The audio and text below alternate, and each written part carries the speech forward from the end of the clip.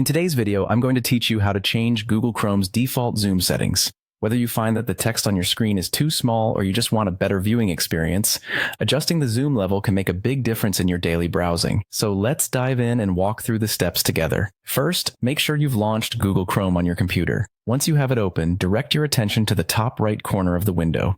You'll notice 3 vertical dots which serve as the menu button for Chrome. Go ahead and click on those dots. It's like unlocking a treasure trove of browser settings just waiting to be explored. After clicking the menu button, you'll see an array of options sprawled out in front of you. From here, what you're going to want to do next is click on Settings.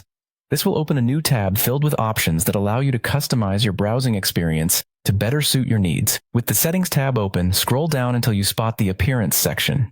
This section is key for modifying how your Chrome environment looks. It may be tempting to explore other settings, but for now, we'll focus on what's directly relevant. Keep scrolling until you find it. Once you've located the Appearance section, you'll see an option labeled Page Zoom.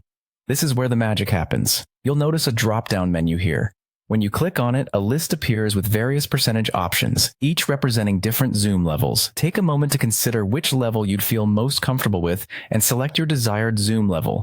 This could range from 25% to 500%, depending on your preference and your display setup. Each increment allows for varying degrees of magnification, so pick one that feels just right for your eyes. Upon selecting your preferred zoom level, this choice will automatically configure Chrome to use this new zoom setting as its default for all websites. You won't need to fiddle with zoom adjustments every time you visit a new page. Chrome will remember your preference effortlessly.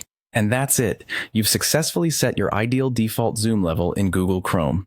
With this small yet significant change, browsing should now be a more comfortable and enjoyable experience for you. Remember, these settings are not set in stone. You can always revisit and adjust them until you find the perfect balance.